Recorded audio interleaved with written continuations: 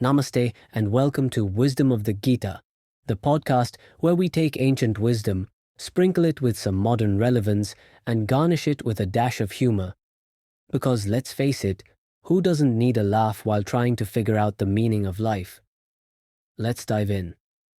Question 1. What exactly is the Bhagavad Gita? The Bhagavad Gita, 700 verses of pure wisdom delivered by none other than Lord Krishna himself. Imagine this. A warrior, Arjuna, is on the battlefield, ready to fight, and suddenly gets an existential crisis. Sound familiar? It's like when you've prepared for an important presentation at work, and just as you're about to start, you wonder, what's the point of it all? Should I quit and open a cafe in Goa?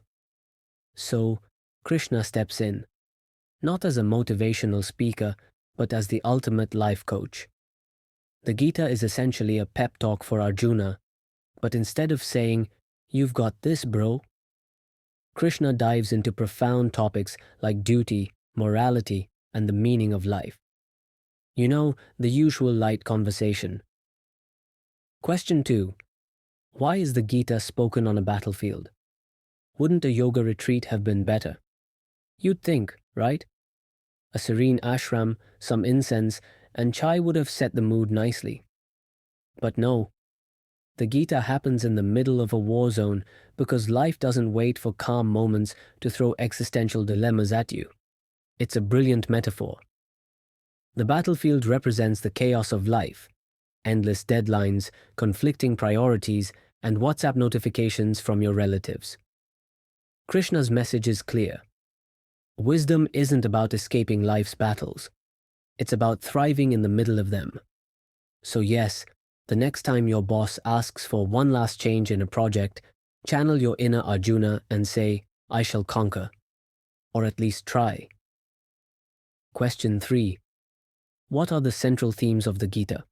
Oh, where do I begin? The Gita has so many themes, but let's break it down into bite-sized pieces, like wisdom nuggets. 1. Dharma, duty. Arjuna's dilemma is basically, do I do my job as a warrior or just ghost this whole war? Krishna says, do your duty, man. You can't just abandon your responsibilities because they're hard. Sound familiar? It's like when you're tempted to call in sick to work, but remember you have bills to pay. 2. Detachment from results. Krishna's famous advice is, focus on your work, not the results. In modern terms, stop obsessing over Instagram likes on your food pics and enjoy the meal. 3. Self-realization. Krishna reminds Arjuna that he's not just a body or a mind, he's an eternal soul. This is great news because it means your embarrassing teenage moments don't define you forever. Question 4. How does the Gita address procrastination? Procrastination, the favorite pastime of humankind. Arjuna too is a bit of a procrastinator. He's like, Krishna, can't I just skip this whole war thing? Maybe next time. And Krishna's response is, no, Arjuna, the time is now.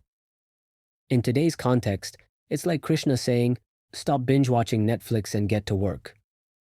The Gita's advice? Face your tasks head-on. Because let's be honest, no amount of scrolling through memes will make your deadlines disappear. Well, unless you're a meme creator, then maybe it's research. Question 5. Why does Arjuna have so many doubts?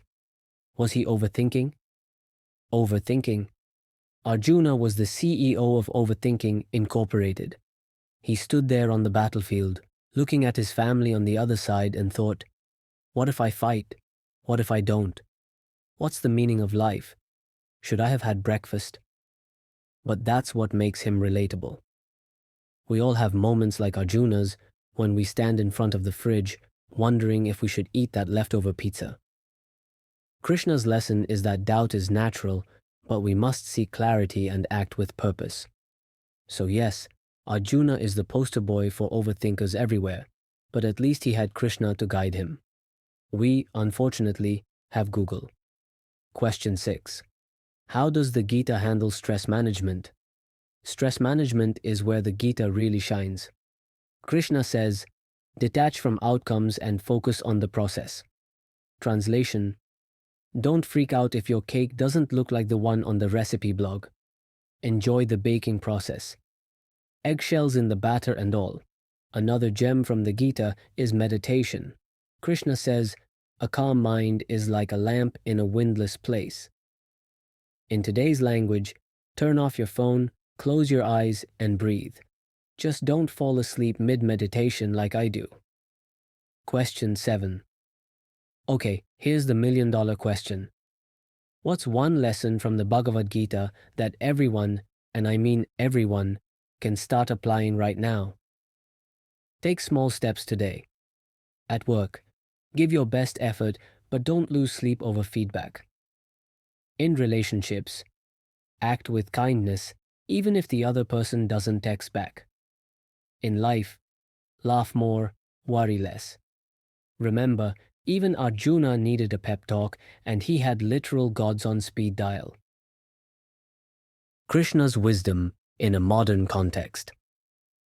In today's fast-paced world, where success is often measured by likes, promotions, and external validation, Krishna's advice is revolutionary. It's a reminder to detach your self-worth from outcomes. Krishna's guidance was simple, yet profound. Do your duty without worrying about success or failure. So to sum it up, the one lesson everyone can apply right now is to focus on your actions and let go of the results. It's freeing, it's empowering, and frankly, it's a great way to stop overthinking. Wow, what a ride. Before we wrap up, let me leave you all with this thought. Life is messy, chaotic, and full of surprises. The Gita teaches us not to run away from it, but to embrace it with wisdom, humor, and a lot of patience. Thank you for tuning in to Wisdom of the Gita. Don't forget to subscribe, share, and leave a review, or as Krishna might say, do your duty and leave the rest to the algorithm. Until next time, keep smiling and remember, the answers are within you.